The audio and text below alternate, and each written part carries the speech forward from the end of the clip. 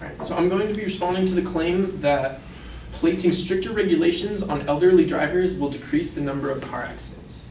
My opponent made the secondary claims that aging inevitably decreases drivers' skills, and that states have placed regulations on elderly drivers have seen decreased numbers of car-related accidents.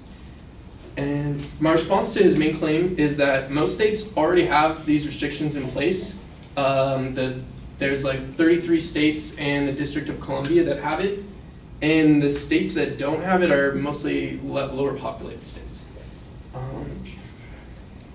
And the regulations begin from like age 60 to 85, and in Maryland they're as low as 40 where the new regulations are in place. And these new regulations that change with your age are that increased frequency of renewal of your license, and that you need to be in-person renewals, not by mail or email or anything. So in response to the aging inevitably decreases driver skills, where his first part of this argument was that as you grow older, your eyes, the ability to see is decreasing. Most elderly people need glasses, and when you get to a certain level of disadvantaged eyesight, you can't reach 20/20 or even 20/40, which is the minimum in most states.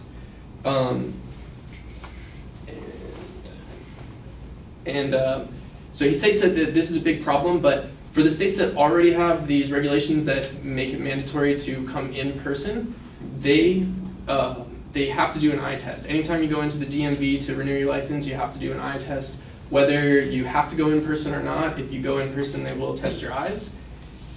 And the second part of this secondary claim is that loss of brain connections with age causes slower reaction time.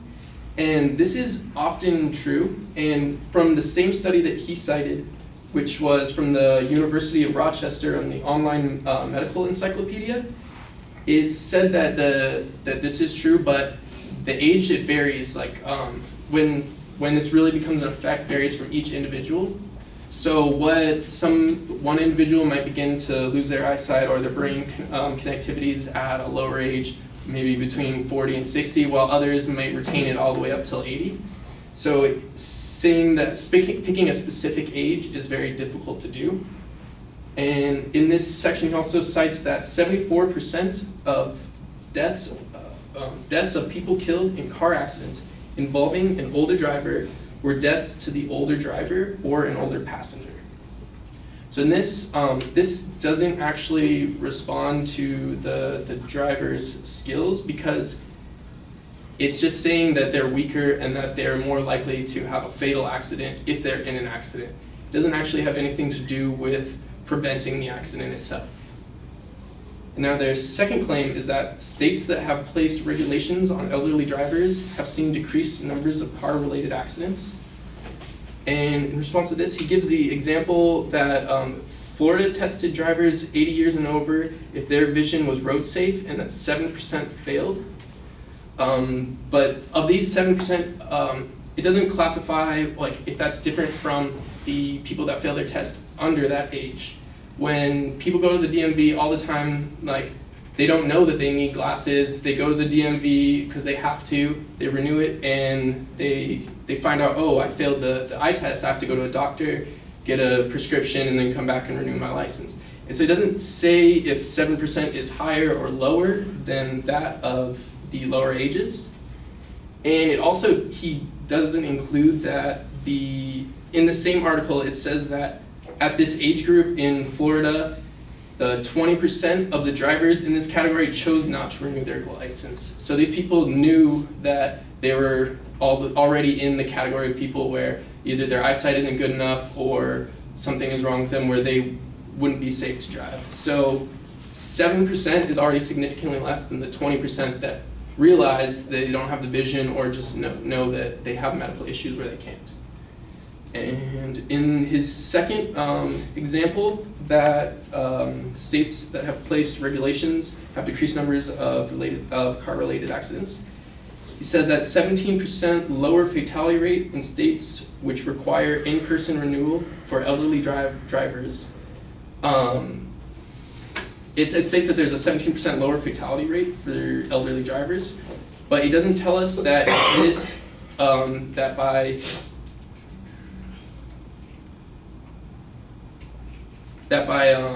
forcing these, like forcing you to come in and actually have your eyes checked by the DMV, changes for if would that change for a lower group of people too in that rate? So in all the way through people's life, people find out, and in different states they have different time periods of like 4 years, 8 years, 12 years even to renew your license.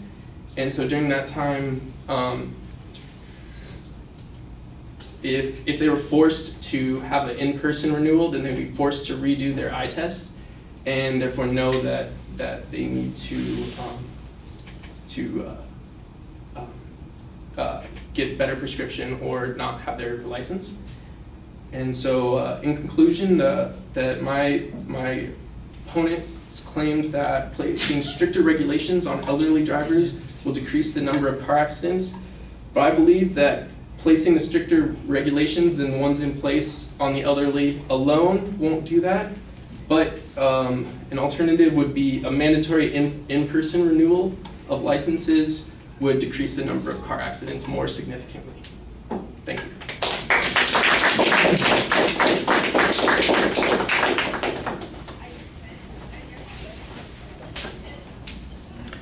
All right, well, this is a pseudo-policy argument because it's talking about a hypothetical condition where we have additional restrictions. I think one of the first criticisms that might be made is that it's never specified what kinds of restrictions are appropriate, and you have an argument at the very beginning that says we already have a whole bunch of these restrictions. By the way, should have a source citation on that to demonstrate that. You make reference to Maryland in particular and data that they've got. That's okay, but I think you need to document it a little bit.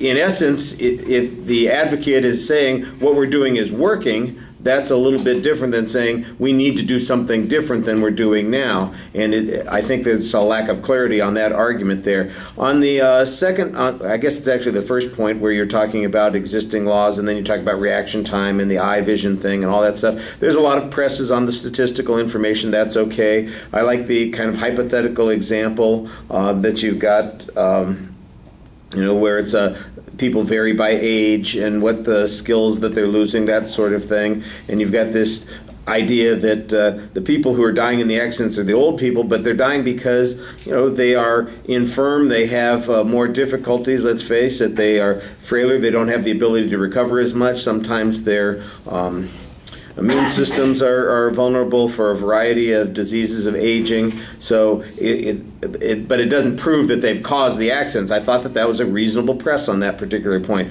The Florida example, talking about eye contact or eye testing, is okay. Again, a bunch of presses on this particular point. At the end, it sounds like you're offering a counter plan on the issue rather than really a response to the argument, saying this another way to address this problem is this.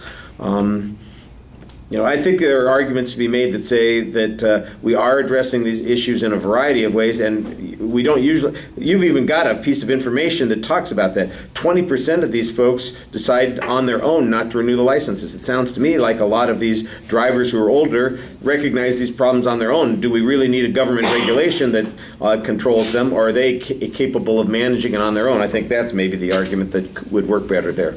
All right, thank you. Let's get in one more speech here. Yeah. I can be here Monday, so can I go now? Yeah.